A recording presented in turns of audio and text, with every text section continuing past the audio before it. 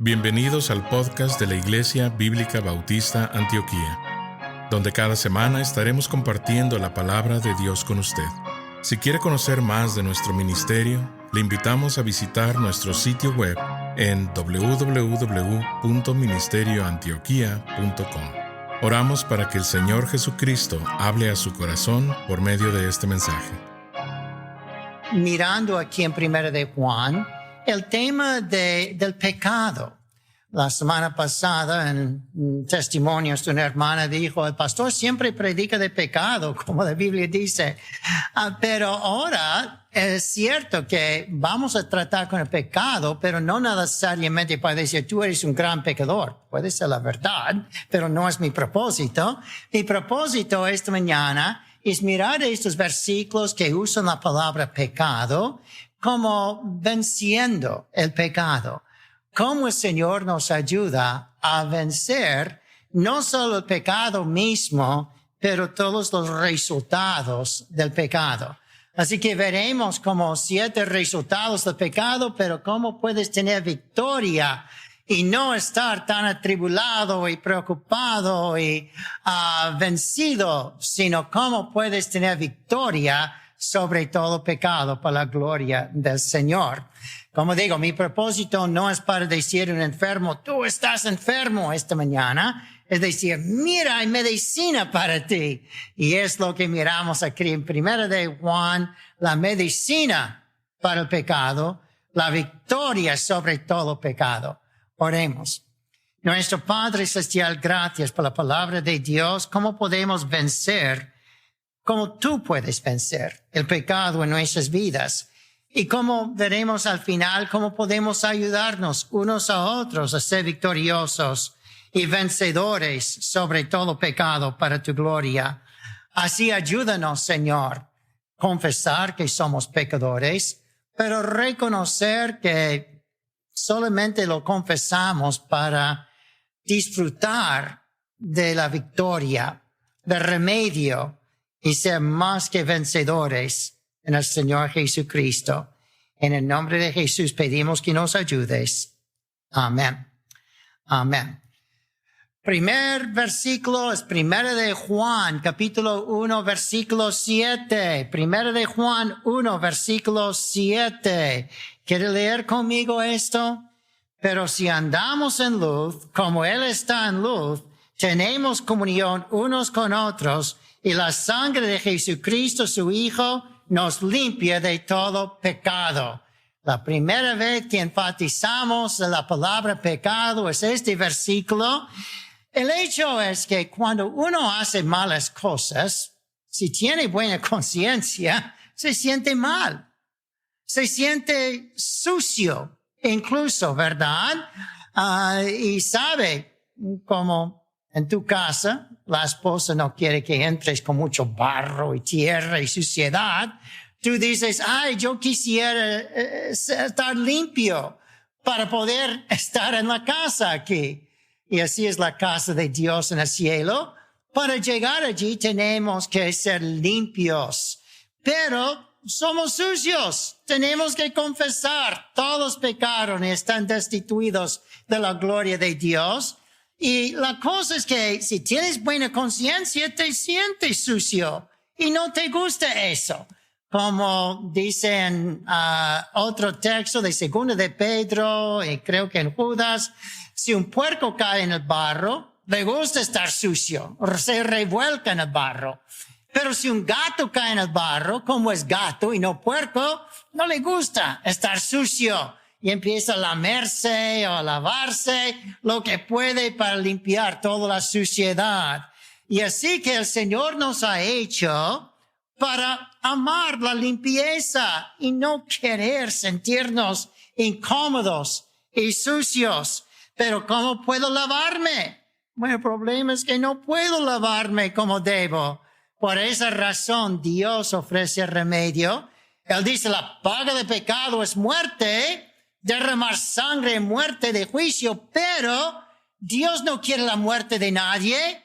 Por eso Él vino y nació en Belén, vivió una vida perfecta como Dios y murió en la cruz del Calvario Y este versículo dice que cuando Él murió y derramó su sangre nos limpia de todo pecado. Eso es una promesa de limpiar todo pecado, sin importar cuántos pecados tiene, sin importar cuán malos sean tus pecados. Es cierto que la paga del pecado es muerte, pero Dios murió por nosotros, envió a su Hijo a morir y su sangre nos resulta, dice en este versículo, resulta de andar en la luz y tener comunión unos con otros. Predicamos eso hace varias semanas, así que no voy a repetir mucho de eso. Pero allí podemos tener buena relación unos con otros y andar en la dirección del Señor, la guía, la felicidad del Señor, andar en la luz para la gloria del Señor, porque Él pagó por todo pecado. Cuando estuve en España, es un país católico, por eso muchos países de Sudamérica son católicos por España. Pero estuve en la ciudad de Játiva, de Valencia. Tiene naranjas de Valencia, todos frutales alrededor de nosotros, como en partes de California. Muy, muy rico todo, ¿verdad? Pero vivimos en una calle que ya tenía, yo no sé, por lo menos creo que 1500, creo que 2000 años tenía la calle enfrente de mi casa, una calle estrecha, ¿verdad? Porque en España existe desde antes de Cristo, y así que los romanos cuando entraron pusieron muchas calles de piedra que todavía duran. La calle enfrente de la iglesia, hecho en los Estados Unidos, dura a lo mejor 5 años, 10 años y se desbarata, ¿verdad?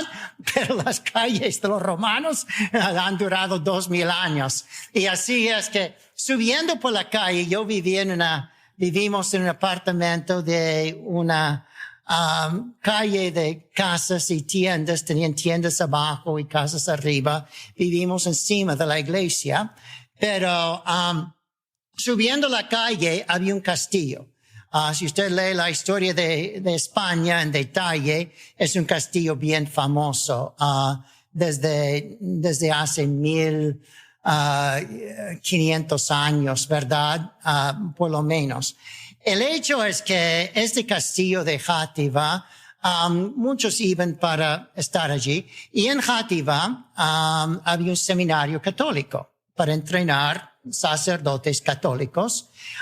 Uno de los más conocidos es una ciudad, Játiva, de donde salió el peor papa de la historia de la Iglesia Católica, de esa ciudad y de ese seminario. No obstante, allí tiene el seminario y nunca querían los jóvenes estudiando para ser sacerdotes visitar una iglesia bautista. Pero por la primera vez en como 25 o 30 años, es como, Játiva es casi como aquí en Antioch, casi nunca hay nieve. Si hay nieve es solamente una gota, ¿verdad? Una copa de nieve que cae. Cada 25, 30, 40 años aquí puede haber bastante nieve para notarlo en la tierra. Y así era Játiva, que nunca había nieve, pero un domingo por la mañana, por la primera vez en, no sé si 25 o 50 años, había nieve. Y todos los sacerdotes querían salir en el tren que salió de Játiva para ir a sus casas a pasar fin de semana, pero no podrían salir por causa de la nieve. Ahora, yo soy de Ohio, cerca del lago Erie, cerca de Canadá, cerca de Nueva York, por Cleveland, Ohio, muy cerca allí. Y todo el invierno, nieve a toneladas, ¿verdad? Teníamos 3, 4 pies de nieve, 1 metro de nieve cada día. Yo, para entregar periódicos, tenía que cavar por la nieve, entregar periódicos aquí. Gané mucho dinero cavando nieve para los vecinos, porque mi mamá me mandó a los vecinos con una pala. Vas a ganar dinero cavando nieve. Pero de cualquier manera, mucha nieve. Y así que la nieve no cerraba nada. Íbamos muchas veces a la escuela cuando había montones de nieve, pero en Játiva como en Antioch, si hay una copa de nieve, cierra la ciudad. es muy peligroso, hay nieve. Y así es, que había una escarcha de nieve en Játiva ese día. Y entonces cerraron el tren, cerraron los autobuses, cerraron las calles, no podría nadie moverse. Y los sacerdotes dijeron, vamos a subir para ver el castillo. Y no teníamos otra cosa que hacer. Y entonces lo miraron y se bajaban como las 11:30 de la mañana. Y entonces estaba en la calle de mi casa y la iglesia. Y dijeron, ¿qué es esto? ¿Una iglesia bautista? Estamos aburridos. Vamos a entrar para ver qué hay. Solo había como 10 o 15 personas en la congregación, muy poca gente. Pero venían 7 sacerdotes ese día. Y entonces yo comencé a hablar con ellos. Hablamos como 2 horas. Fueron para almorzar. Y entonces dijeron, nos gusta esta plática. ¿Podemos regresar? Sí. Así que regresaron por la tarde después de almorzar y seguimos platicando un par de horas más. Y yo aprendí muchísimo de catolicismo ese día, ¿verdad? Les hice muchas preguntas y me hicieron a mí muchas preguntas. Pero yo había en Madrid, cerca de Toledo, España, ¿verdad? Toledo es el centro de catolicismo en un tiempo, como capital de catolicismo de España. Y entonces tiene una catedral súper grande. Yo no soy católico, nunca he sido, pero dije, quiero ver cómo es una catedral histórica, ¿verdad? Así que entré y caminé, vidrios como estos, pero súper magnificentes de puro oro y plata allí, ¿verdad? Cosa muy bonita la catedral, muy antigua, ¿verdad? Pero había una misa allí. Y cuando entré, pasé diciendo, a ver qué dice un sacerdote católico en su misa, ¿verdad? Y por casualidad, creo que por la voluntad de Dios, estaba leyendo de la Biblia, 1 de Juan 1:7, lo que acabamos de leer.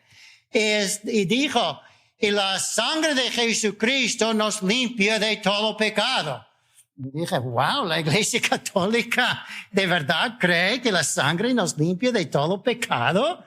Entonces ya lo tenía en mi mente. Ahora, el próximo año, que ya me mudé para Valencia, para Játiva, y estuve con los 7 sacerdotes y les hice esta pregunta. Y dije, mira, cuando estuve en la catedral de Toledo, yo escuché el sacerdote en la misa leer 1 de Juan 1:7. La sangre de Jesucristo nos limpia de todo pecado. Yo no pensé que la Iglesia Católica creía eso. Seguramente. Y dije, ¿es cierto que ustedes creen eso? Oh, sí, creemos toda la Biblia.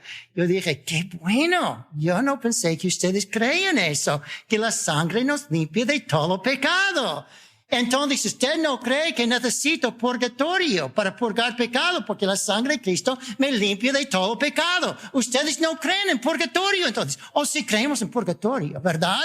Porque la sangre de Cristo nos limpia de pecado, pero no sé si de todo pecado, tienes que purgar pecado. Oh, entonces ustedes no creen en la misa y en la penitencia, ¿verdad? Porque no hay nada para ser penitente. Si la sangre de Cristo hizo penitencia para mí, me limpió de todo pecado, entonces no necesito misa y penitencia para limpiar pecado. Ustedes no creen en el bautismo de un bebé, ¿verdad? Porque yo pensé que ustedes creían que tenía que bautizarse para lavar el pecado del bebé, pero si ustedes creen lo que la Biblia dice, la sangre limpia de todo pecado, no necesito bautismo para limpiarme, no necesito penitencia para limpiarme, no necesito purgatorio.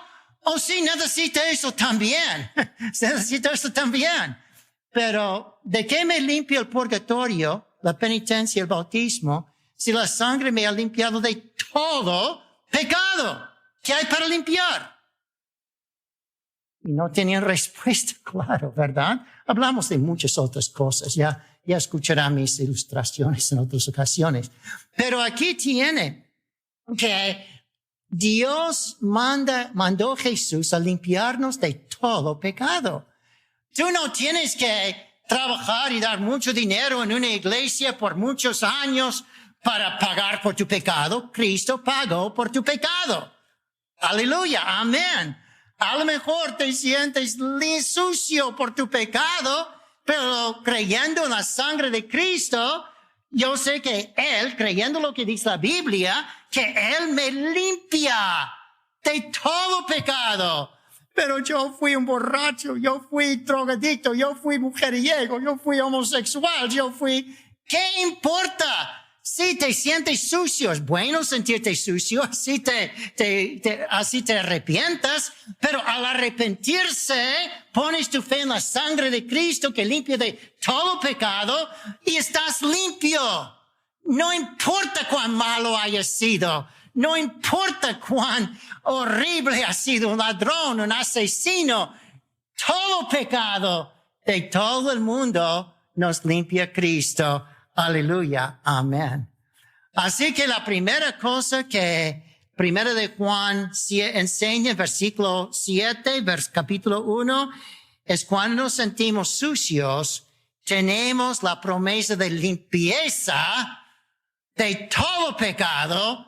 Así no tengo que sentirme sucio de nada. Puedo decir, sí, yo fui un gran pecador, pero Cristo me limpió de todo pecado.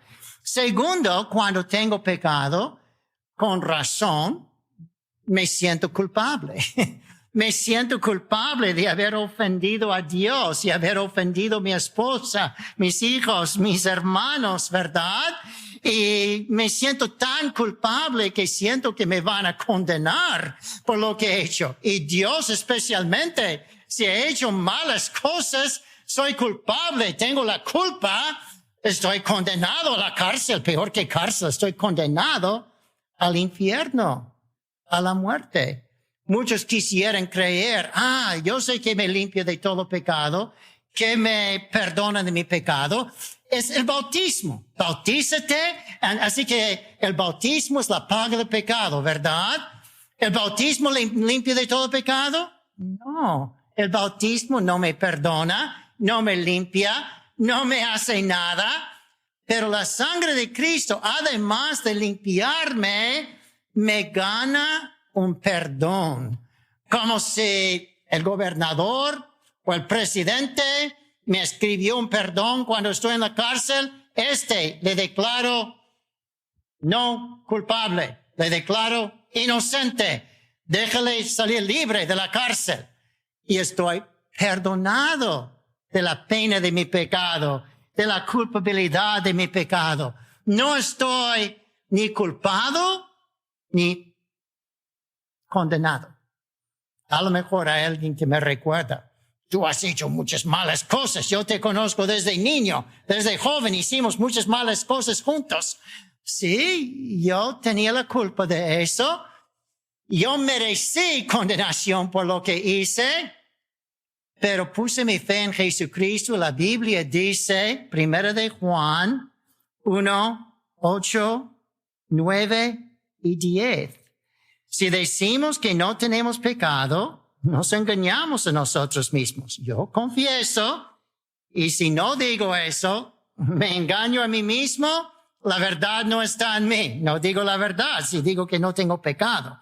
Pero si confesamos nuestros pecados, Dios es fiel y Dios es justo para perdonarnos todo pecado y limpiarnos de toda maldad.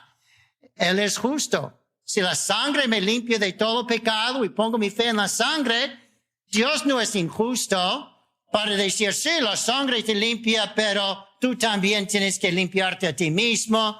Esto no es justo. Si ya está pagado por mi pecado, si yo debo una multa y alguien paga la multa y yo voy al juez y digo, mira, yo quiero pagar mi multa. El juez debe decir, si alguien pagó la multa, debe ser justo y decir, alguien pagó tu multa.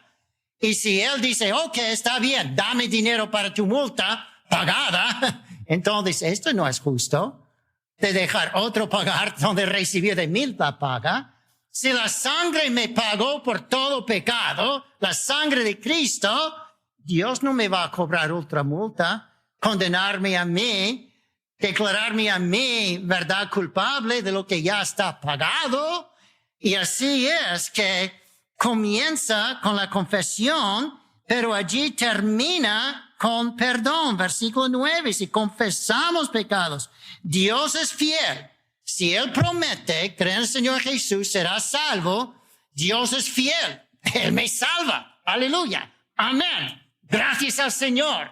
Él me salva porque Él es fiel. Y Él me salva porque Él es justo. Pues ya pagó por el pecado. No es injusto para tener yo que pagarlo. No obstante, si llega una persona a pagar mi multa, yo rechazo la paga de él. No, yo voy a pagar mi propia multa. ¿Ok? Y yo lo tenía preparado a pagar el dinero aquí.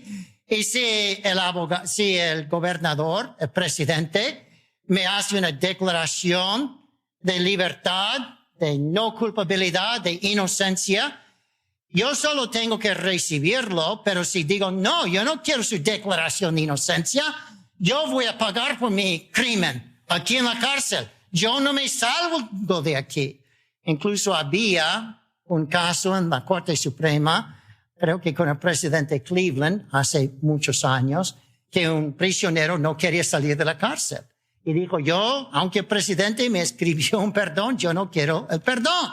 Y tenían que ir y decir, ¿podemos forzar el perdón a él? ¿Echarle de la cárcel?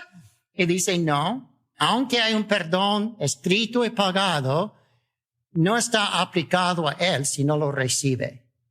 Él tiene que recibir el perdón para aplicar el perdón. Y así es que el Señor Jesucristo pagó por todo mi pecado, todo pagado. Él me ofrece por escrito en la Biblia la promesa de perdón si yo creo en el Señor Jesucristo. Pero si yo rehúso la paga del pecado porque yo creo que yo tengo que pagar por mi propio pecado, aunque está pagado, no está aplicado. Y necesito creer en el Señor Jesús para aplicarme. Él pagó por el pecado de todo el mundo. Todos, veremos un momento. Capítulo 2, versículos 1 y 2. Pero el hecho es que no está aplicado a todo el mundo, aunque esté pagado por todo el mundo, porque Dios dice si tienes que confesar tu pecado para tener el perdón, y entonces Dios es fiel y justo. Versículo 10, si decimos que no hemos pecado, le hacemos mentiroso. Yo no necesito pagar por ningún pecado porque yo no tengo ningún pecado tan malo. Entonces yo le hago mentiroso y su palabra no está en mí. Porque Dios dice que soy pecador tan malo que merezco el infierno. Y si yo digo, no soy tan malo que merezco el infierno, yo entonces digo, Dios es mentiroso. Él dice que soy tan malo, yo no soy tan malo. Y así que la verdad no está en mí. Estoy llamando a Dios mentiroso. Así que Dios tiene todo pagado, pero la aplicación es confesar. En griego es otra palabra, pero en español viene del latín, que es con, igual como en español en latín. Entonces, fesare en el latín es fesar, es decir con Dios lo que Dios dice de mi pecado. Yo miro mi pecado y digo, ya sí, yo tengo pecados. Todos tenemos pecados. Todos somos, ¿verdad? Un poco mal, ¿verdad? Pero no quiero ver mi pecado tan sucio como Dios mira mi pecado. Entonces no estoy confesando, diciendo con Dios lo que Dios dice de mi pecado. Hay algunos que decimos, yo sí, yo hice algo mal a ti, pero perdóname. Entonces mañana hago otra cosa mal. Ya hice otra cosa mal, perdóname. Ya confesé que lo hice mal, ya tienes que perdonarme. No. Hay que decir con Dios lo que Dios dice de mi pecado, que cada pecado que yo considere pequeño, no importa si es adulterio o es una pequeña, en mi opinión, pequeña mentira, todo es pecado. Y el pecado resulta de rebeldía del corazón, o yo no pecaría. Así que sea un asesino o sea uno que dice una mentira, los dos tienen pecado que sale de un corazón rebelde. Y así que el Señor me condena por mi pecado igual a un asesino, mujeriego, adúltero, homosexual, como un orgulloso, mentiroso. Así que uno no puede decir que no es tan malo como otro.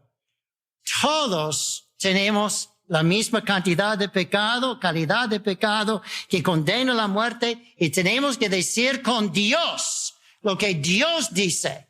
En vez de decir yo no soy tan malo como el otro, tengo que decir no, Dios, tú has dicho que todos somos igualmente malos delante de ti.